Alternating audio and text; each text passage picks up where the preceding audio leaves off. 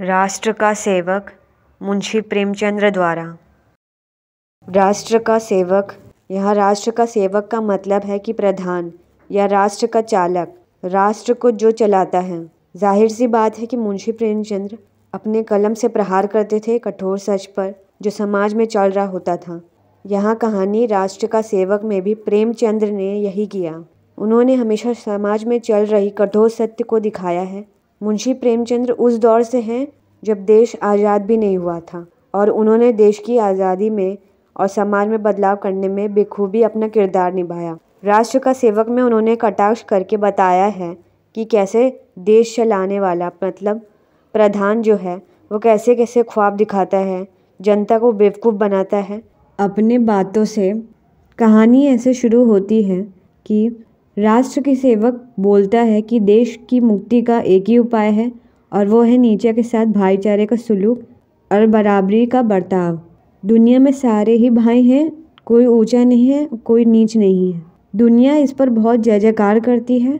यहाँ दुनिया का तात्पर्य है समाज, उसकी विशाल दृष्टि और उसके भावुक हृदय को। यही सुनकर उसकी सुंदर लड़की जो इंदिरा होती है वो चिंता के सागर में डूब जाती है। राष्ट्र का सेवक जो है वो एक नीच जाति के नौजवान को गले लगाता है और दुनिया उसकी वाहवाही में ये बोलती है कि यह फरिश्ता है, पैगंबर है, राष्ट्र की नया का खवैया है। इंदिरा ये देखकर सोच में डूब जाती है और उसका चेहरा चमकने लगता है।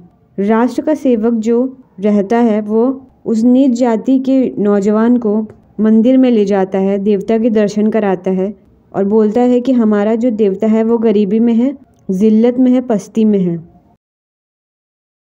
और ये देख के दुनिया बोलती है कि कैसा यह शुद्ध अंतःकरण का आदमी है, कैसा ज्ञानी है।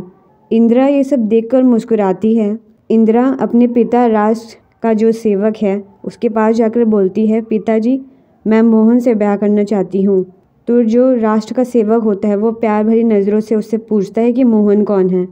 इंदिरा उत्साह भरे स्वर में बोलती है, ये वही नौजवान है जिसे आपने गले लगाया था, आप मंदिर उसे ले गए, जो बहादुर, सच्चा और नेक है। तो इस पर राष्ट्र का सेवक जो है वो प्रलय की आंखों से उसे देखता है और मुंह फेर लेता है। इस कहानी से हमें यह पता चलता है कि प्रेमचंद्र बिना नाम लिए नेहरू और इंदिरा का, जो कि पहले प्रधानमंत्री रहे थे और इंदिरा गांधी उनकी पुत्री थी, मगर पढ़ने पर ऐसा लगता है मानो उन्हीं को ध्यान में रखकर ये कहानी रची है प्रेमचंद्र ने। उन्होंने ये बताया कि कैसे राष्ट्र का सेवक बड़ी बड़ी बातों से अपने उलझाता है लोगों को और जिससे लोग भ्रमित होते जाते हैं। राष्ट्र का सेवक जो है दुनिया को अपने बातों में कैद करते हैं, जिसे देखती है उसकी पुत्री इंदिरा और वह गहरी सोच में चली जाती है। फिर जिस नीच जाति के नौजवान को गले लगाकर पूरी दुनिया के सामने मंदिर में ले जाते हैं, उसी मोहन से विवाह का प्रस्ताव वह इंदिरा रखती है, जो राष्ट्र के सेवक को हिला देता है और वह मुंह फेर लेता है। यहाँ से यही अभिप्राय होता है कि उनकी सोच सिर्फ दिखावे की थी और वो हकीकत में कुछ और ही थे। यहाँ एक पिता की सोच का भी पता चलता है कि कोई पिता अपनी पुत्री का विवाह एक नीच जाति के युवक से नहीं करवा सकता।